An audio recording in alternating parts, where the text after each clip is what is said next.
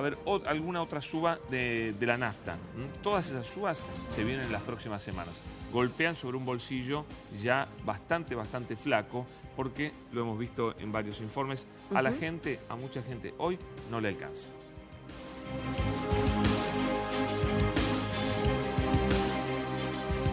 Bueno, hoy cuando se vienen a hacer las compras, ¿es posible llenar un changuito? No. Yo, por ejemplo, espero mañana, que es el día de los jubilados, y bueno, te hacen un 10, un 15%. Y bueno, viste, ahí compramos un poquito de lo que sea más económico. Sí, está todo más caro. ¿Qué es en qué productos notás que han aumentado en los últimos 30 días? Los de limpieza, alimentos, galletitas, ese tipo de cosas aumentó mucho. Y que es un quilombo, porque en mi barrio están las uvas a 13 pesos. Gloria y Rivadavia. Y aquí están a 25. ¿Cómo puede haber un 100% de descuento, de aumento? Terribles. Sí. ¿Qué productos usa habitualmente? ¿Cuáles dejó de comprar? Dejé de comprar bastantes cosas, sí. ¿Cómo qué? La carne, muchísimo menos. Todo lo que esté en oferta, la oferta de los fines de semana, si me sirve, la aprovecho. Lo de los días de semana, directamente no. Y bueno, reducir en todo. Muy difícil, están muy caras las cosas, tenés que buscar precios por todos lados, tenés diferencia de 10 pesos de un supermercado al otro que está al lado, la verdad que se complica bastante. No las hago mensual, las hago día a día. ¿Algún producto dejó de comprar como consecuencia que haya aumentado? Compro los mismos pero menos. ¿Cómo qué? Carnes, lácteos, todo lo que sea lácteos. Compro menos. Bueno, los precios la verdad que están muy altos. Han exagerado muchísimo la diferencia del año pasado, todo. La verdad que está muy difícil. La verdad que está muy difícil porque casualmente sacamos la cuenta de las ofertas que había el año pasado, que se hacían más extensibles, más cómodas. No, ahora este año no. De todo tipo, pero todo carísimo. Y no para. No para.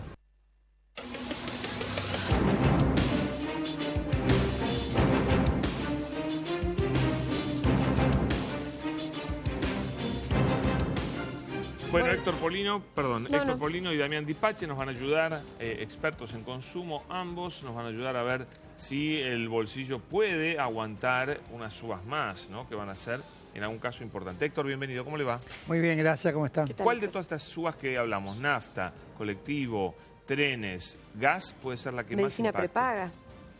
Todas impactan.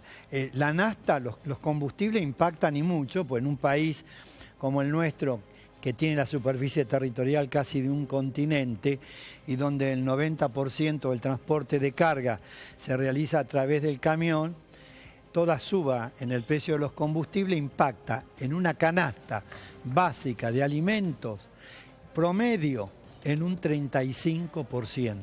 Ajá. Impacta fuerte y mucho. Claro.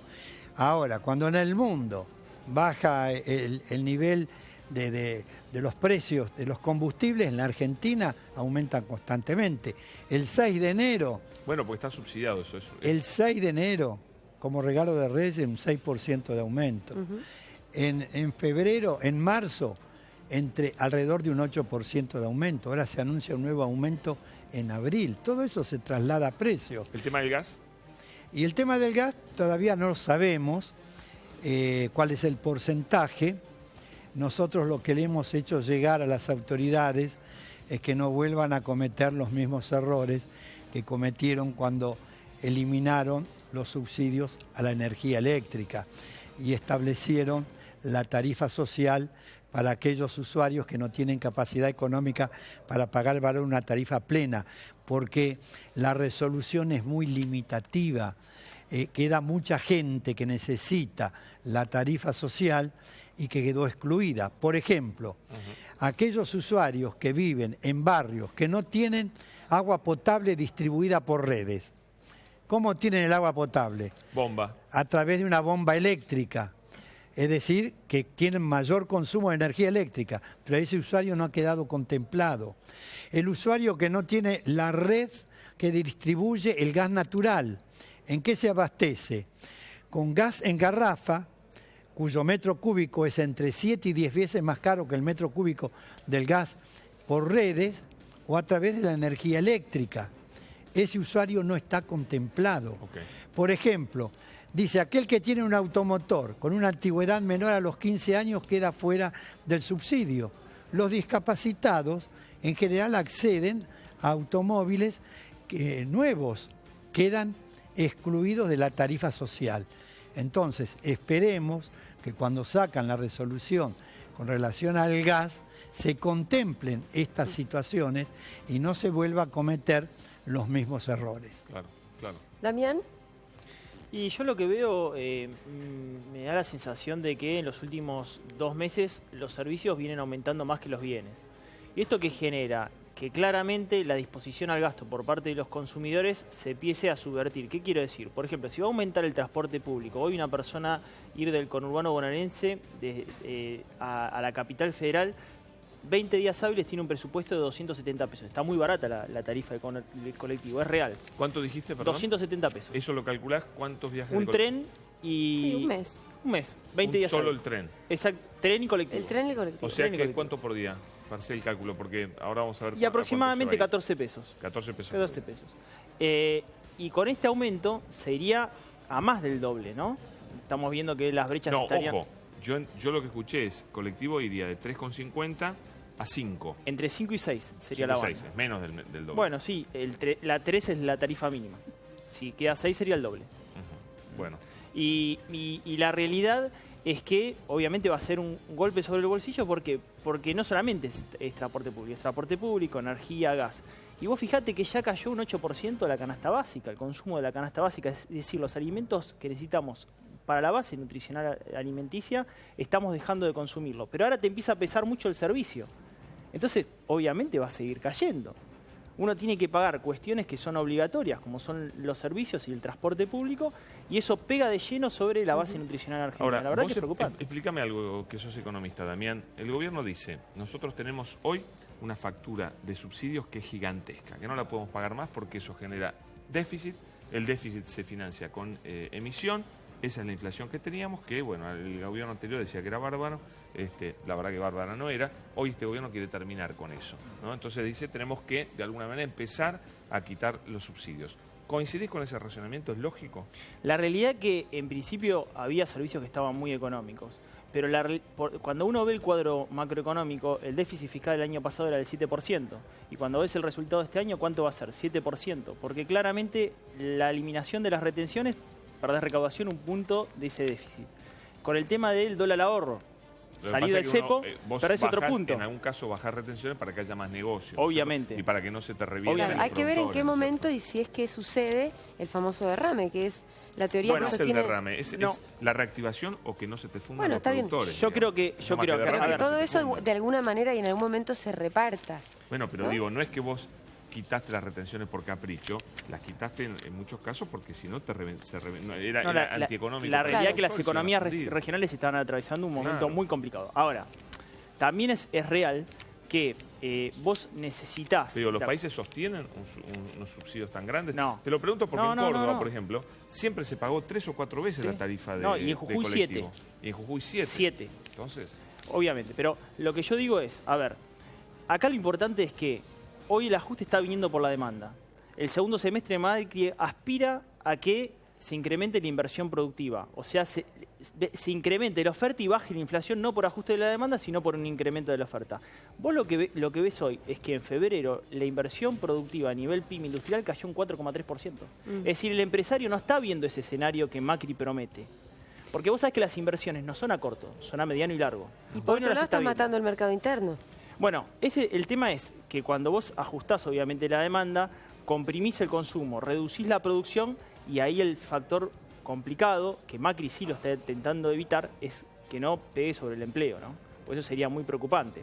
A pesar de que ya hubo también una reducción en el nivel administrativo de empleados públicos, ahora también puede pesar sobre el sector privado. Bueno, pero ya está pesando también. Ya está pesando, pero puede pesar aún más. ¿Por qué pasa? Todavía no entramos en recesión. Muchos dicen, bueno, estamos en recesión. No, en realidad, técnicamente son 2 trimestres consecutivos y no entramos en recesión. Pero vamos camino a De hecho, el presidente de la Nación dice, bueno, la realidad es que el segundo semestre se verían otros aires dentro de nuestra economía. Ahora, lo que dice el gobierno también es que en el segundo semestre va a bajar la inflación. Y muchos dicen, sí, es muy factible, pero ¿a qué precio? Al precio de que se enfríe la economía, que caigan los niveles de empleo, a que la gente deje de comprar y por eso va a caer la inflación. Al final, ¿qué es lo que hay que cuidar? ¿Cuál es la variable yo creo que hay el cuidar? mensaje de Macri no es ese. Yo creo que el mensaje de Macri es, acordemos con los holdouts, logremos créditos de organismos internacionales para incrementar la inversión pública y la inversión privada y que la economía se vuelva a reactivar. Ahora, vos ves las medidas hoy que toma el gobierno de Macri en el proceso ese y obviamente son ortodoxas. Suba de la tasa de interés, disminución de la emisión monetaria. Yo no soy monetarista. La realidad es que hay un término importante que Macri y Scioli plantearon en campaña que fue el desarrollismo. Damián, Héctor se muere de ganas de opinar sobre esto, le veo favor. la cara. ¿Qué opina de todo esto? Héctor, porque mire, criticar los aumentos los criticamos todos, pero también hay que hacerse cargo de otras situaciones, ¿no? De la economía. Yo quiero hacer las siguientes reflexiones. Primero, la política de subsidios a los servicios públicos se implementó en el año 2003, cuando el país estaba al borde de la disolución nacional y no había tiempo para discriminar a quién sí y a quién no. Hubo una oportunidad a partir del año 2007, cuando el país comienza a recuperarse económicamente, a comenzar paulatinamente a sacar subsidios a aquellos que tienen capacidad económica para pagar la tarifa plena. Pero no se quería dar malas noticias. Pero espere. Exactamente. Pero era una maniobra política. Comenzó en el año 2011. Pero déjalo a él. Comenzó en el año 2011 la quita de subsidio. Te recuerdan los que renunciaban voluntariamente, se le quitó a los habitantes de Puerto Madero, de los countries privatizados, a las telefónicas, a los casinos, a los hipódromos, un verdadero. Se produjo la tragedia ferroviaria de 11 en febrero del año 2012, a partir de ahí se suspendió. Sí. Ahora, después de 13 años que los usuarios tienen subsidio, se ha incorporado como un derecho adquirido para esas personas que después de 13 años. Ahora, usted no puede de la noche a la mañana quitar todos los subsidios. Genera descalabros en términos económicos. Tiene que hacerlo paulatinamente. No, pero está muy bien que lo señale. Ella se enoja porque yo señalo eso. No es una cuestión de bajada política. Hay que darle la dimensión de por qué pasaron las cosas. No fue la baja de la manutención de los subsidios. Estás tratando de justificar un montón de cosas. No, no es justificar. Y no... yo lo que no quiero es que se justifique que había gente que era millonaria y pagaba 2,50 pesos la luz, el gas. Bueno, todo. Está bien, pero también hay que admitir, como estamos de acuerdo. Por eso está bueno que estamos de acuerdo. Hay un montón de... Porque además son muchas medidas juntas. Recién lo que decía Damián es, bueno, se quitan las retenciones, se quitan los subsidios a las tarifas. Son muchas medidas juntas que hasta ahora, por lo menos hasta ahora, Pablo, y ojalá yo no me equivoque, ha habido una brutal transferencia de ingresos para los sectores concentrados. Y la gente común, en realidad no le alcanza, lo vemos en los informes de no me alcanza, que a la gente no le alcanza. Pero Julia, si era tan lógico, como vos estás de acuerdo, explícame por qué no se hizo. Si lo dice Polino desde el 2007, que pasaron 6 años que se yo creo que hubo muchísimos errores en las gestiones pasadas. Pero ahora no se puede hacer de un día para otro. Sí, de un día para otro todo. Porque usted ahora tiene salarios viejos, salarios atrasados, porque la mayoría de las convenciones colectivas de trabajo todavía no se renovaron, con precios nuevos, con precios que aumentan todos los días. ¿Qué debate ese, no? ¿Cuál va a ser la paritaria? ¿Cómo? Damián, que es economista, ¿vos crees que se aguantaba un gradualismo menor? Porque, ojo, para muchos ortodoxos esto es gradualismo. Para otros dicen, no, esto es nada de gradualismo, es una brutalidad. ¿Vos, esto es gradualismo, no es gradualismo? ¿Y pensás que se aguantaba un gradualismo más tranqui? ¿Cómo hubiese sido? En términos económicos, la realidad que podría haberse hecho. En términos políticos, las recetas dicen que no. Porque Macri sí o sí el segundo semestre necesita dar buenas noticias. Y el año que viene hay elecciones. Entonces, una cuestión es la economía, otra cuestión es la política. Y en realidad estamos hablando de política económica. Ninguno somos santos. Se están tomando decisiones que son estratégicas a nivel político con decisiones económicas para el bolsillo del consumidor. Y esto es muy importante decirlo. ¿Cuáles son las decisiones para el bolsillo del consumidor? Bueno, obviamente en el caso de esta transferencia, del recorte de subsidios, son decisiones de tinte económica. Lo que se está generando es volver a equilibrar esas boletas porque estaba subsidiándose y eso genera que haya menor déficit fiscal porque había un gasto público exorbitante para subsidiar eso. Y algo importante, también es real que el área metropolitana y el primer cordón de GBA, que son, digamos, el nivel socioeconómico más alto de nuestro país, eran los beneficiados. Porque si vos decís, la realidad que le garantizamos a Jujuy y a Salta, no fue así. Yo me sentí beneficiado, pagaba 35 pesos de luz. Claro, yo también, todos los que estamos en esta mesa. Entonces, la realidad que vos decís, bueno, ¿puede ser gradualista? Sí, podría ser, pero en términos políticos creo que Macri decidió que no. A dar todas las malas noticias. Pero además, siempre que en el segundo semestre llegue, o en algún momento lleguen las buenas noticias. Eso es otro tema. Ahora, yo digo... Por ahora es una cuestión de fe. Claro, pero yo digo una cosa. Es lo que dice Macri, ¿no es cierto? Y él va a ser el primero que va a pagar las consecuencias si eso no pasa. El acuerdo paritario es clave. El acuerdo paritario es clave. Sí, claro. Porque el titular de la cartera de Economía marcó una meta inflacionaria del 2025 y hoy no hay consultora que diga que la inflación va a ser menos entre el 32 y 35%, sosteniendo que después en el segundo semestre va a ser de 1 punto por mes. Ahora, Héctor, vos querías hablar. Además te pregunto, ¿pensás que hay posibilidades de que los acuerdos colectivos, que las paritarias cierren alrededor del 35? Todo es posible.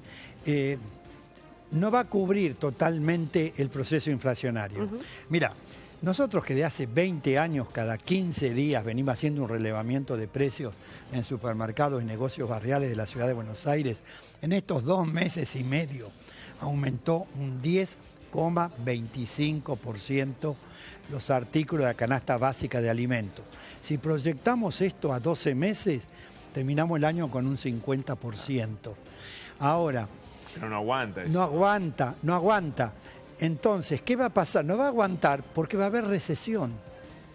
Porque el valor de los salarios y de las jubilaciones, sobre todo los que perciben el haber mínimo, no va a acompañar este fenomenal aumentos de precios. La demanda se va a restringir y entonces probablemente baje en algún momento estos porcentajes, no como consecuencia que entramos en una época de racionalidad económica, sino porque va a haber recesión, porque no va a haber capacidad económica para mantener el actual estado de demanda. Y hoy se ve... Estuve con un gobernador, le pregunté qué fue lo que más afectó la actividad económica de su provincia. Él dijo, me cortaron la obra pública. Le digo, bueno, ¿quién?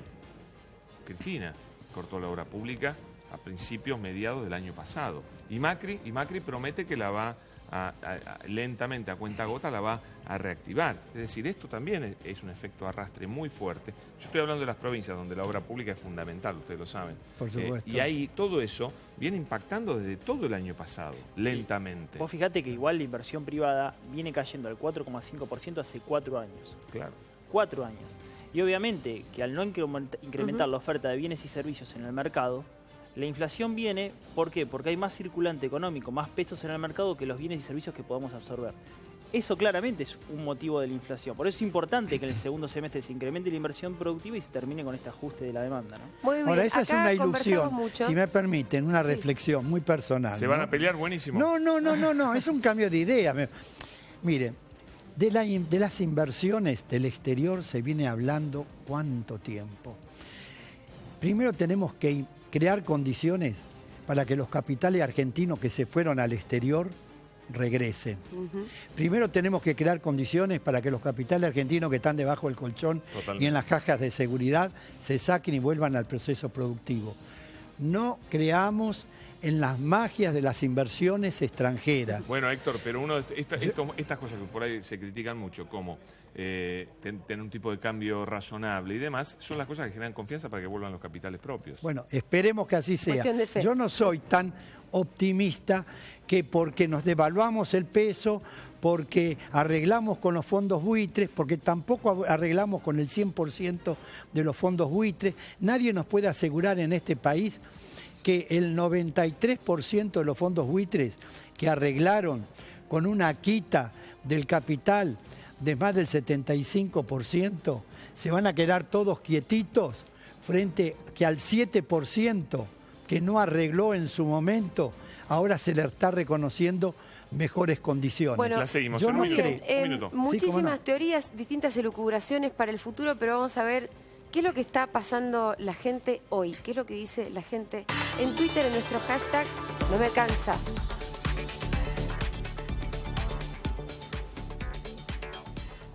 Dice, yo a fin de mes llego, lo que me mata es que en el principio de mes hasta cobrar 7, 8, ahí le metemos al arroz como loco.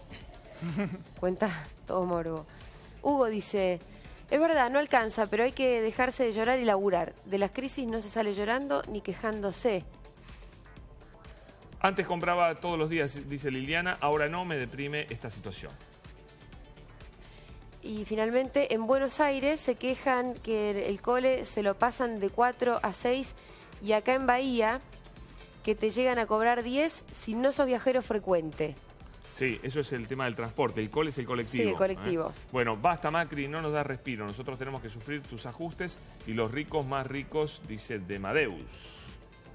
A ver, Dugan, soy artesano. Te voy a pasar mi cuenta de luz ya que no te mueve el amperímetro de los aumentos. Yo dije que no me mueve el amperímetro de los aumentos. Juan Ignacio me gusta que se refiera a Dugan. Si es artesano, entiendo que es muy probable que pueda entrar en la tarifa social, ¿no es cierto, Héctor? Acá Ojalá. Héctor me dice que sí. Así que tratá de hacer el trámite y bueno, si no lo puedes hacer el trámite, comunicate que pasamos la queja, por supuesto. Elizabeth dice ya, tweets de corte de lectura política. Elizabeth dice, este gobierno no piensa en la gente, piensa en quedar bien con papá Estados Unidos. A ver qué más. Antes compraba 1 kilo de carne, hoy pido 3/4 con suerte, dice Leonardo. La carne... Ahora nos dice Héctor cómo está la carne ahora, que es un experto en el tema.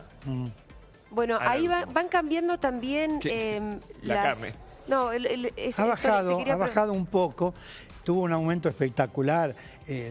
Primero que hay una gran dispersión de precios, ¿no? Depende de dónde uno va a comprar. Pero hubo un fenomenal aumento, llegó a valer 130, 150 pesos el kilo de asado. Bajó ahora, depende del lugar, a 90, 100 pesos, 110. También depende de la calidad de la carne que compramos. Yo siempre señalo, el precio tiene que estar en relación a la calidad y a la cantidad del producto que estamos comprando. Bueno, Héctor, el último tuit que veíamos me hizo pensar en cómo fueron cambiando las costumbres personales de cada uno. Uno antes compraba los huevos en el supermercado, ahora te fijás, vas a comprar el huevo a la verdulería, ya no compras las hamburguesas tales, compras las otras. Y así vamos cambiando además de costumbres, claro, ¿no? Y además los consumidores tienen que tener en cuenta esta estrategia que utilizan las grandes cadenas, cambiar el envase. Le mantienen las características del envase igual que los anteriores, pero le disminuyen algunos centímetros cúbicos de contenido o algunos gramos, con lo cual hay un aumento encubierto de esos productos. Por eso es que nosotros... Esas trampas son más viejas que el hambre, ¿Cómo? ¿no? Esas trampas son típicas de los empresarios, ¿no es cierto? Claro. Pero los consumidores estamos más avivados también. Claro, por eso es que tienen que ver los consumidores el precio, pero la cantidad del artículo que están consumiendo. Héctor, como experto, ¿cómo compras cuando hay dispersión de precios? ¿Qué haces? Bueno, uno tiene que tratar de ver en 2 o 3 lugares. Tampoco se va a pasar el día perdiendo buena parte del tiempo, porque el tiempo también hoy es dinero para mucha gente. Entonces, es complicado. Por eso es que nosotros, conjuntamente, si me permiten, con la CTA de Pablo Micheli, con el OMUS de la tercera edad de la Ciudad de Buenos Aires, Eugenio Semino, convocamos a un boicot para el 7 de abril a los consumidores de todo el país, que no ingresen en ningún local de ninguna gran cadena de supermercado, en señal de protesta por los continuos y permanentes remarcaciones de precios. Mire usted, pero, convocamos a los super vacíos para el próximo 7 de abril en todo el país. Ahora, ¿vio que el que se hizo responsable de la inflación fue el mismo Macri? Dijo, la inflación es siempre culpa del gobierno, si hay alta inflación es culpa nuestra. ¿Vio que lo dijo en los reportajes? Sí, porque se deja hacer. No le echó la culpa a los supermercados. No, está bien, pero porque deja hacer a los supermercados. Los supermercados... ¿En qué quedamos? ¿Quién es el que genera la inflación? ¿El gobierno o los supermercados? Qué buena pregunta. Son los factores, son las grandes empresas, son los formas... Claro, pero el gobierno tiene que ver en la medida que deja hacer a las grandes empresas. Por ejemplo, la política de precios cuidados. De 2 minutos. La política de precios cuidados. La octava etapa terminó el 6 de enero de este año. Comenzó el 7 de enero la novena etapa por 4 meses hasta el 6 de mayo. En la octava etapa habían 512 artículos. En la novena hay 317. ¿Qué artículos se sacaron? Todos los cortes de carne vacuna, el pollo, el pan, las frutas, las verduras, varios lácteos. Los preservativos. Se da cuenta que se sacaron los artículos de consumo masivo. Ahí, ¿quién tiene la responsabilidad? El gobierno, pero que permitió... no bajaba la inflación, ¿Cómo? Lo han dicho todos. No, la realidad... ¿Cuál es su evaluación de precios cuidados, Héctor? No evitó el proceso inflacionario porque inflación hubo. Sí, pero atenuó el proceso inflacionario. Y ahora que los precios cuidados se han descuidado totalmente y que pasaron al sector de precios descuidados los artículos de consumo cotidiano, esto contribuyó a aumentar el proceso inflacionario. Pero yo quería hacer un comentario, ¿no?, sobre el tema de precios cuidados, porque la realidad es que, en definitiva, el programa de precios cuidados lo que hacía es poner precios de referencia en ciertas categorías de productos. Y servía eso, ¿no? Ahora, hay dos problemas en inflación. Una, que es la inflación de costos. Cuando le va subiendo los costos al empresario, en el caso de los supermercados, incrementan su margen bruto de ganancia porque hay un proceso inflacionario. Y otra es la inflación estructural.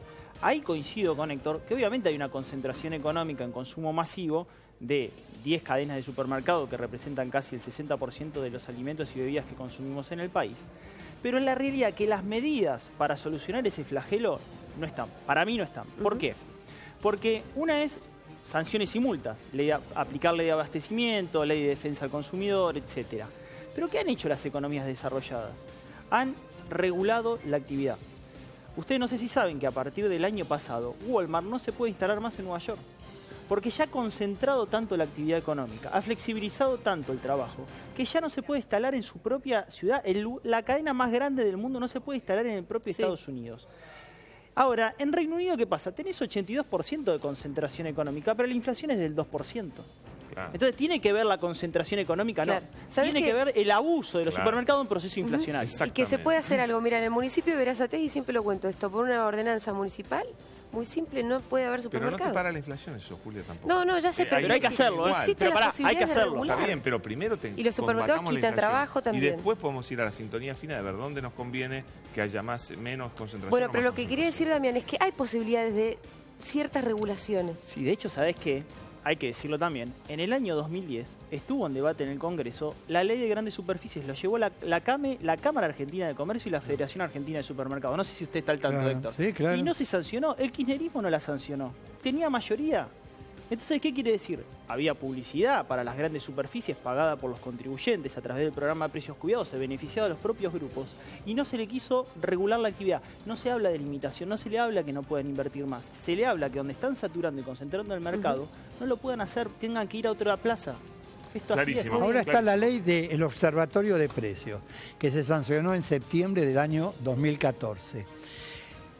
Que distintos funcionarios de diversas áreas de economía, con representantes de 3 entidades de defensa de los consumidores, analizan la estructura de costos, desde la materia prima, industrial o agropecuaria, hasta que el producto está en la góndola, para determinar en qué eslabón de la cadena se produce una distorsión de precios y el Estado actúa rápidamente sobre ese eslabón. Hay que poner en funcionamiento esta ley del Observatorio de Precios para determinar por qué al productor agropecuario se le paga un litro de leche subsidiada a 2,40 pesos y el consumidor paga en la góndola el sachet de leche 15 o 16 pesos.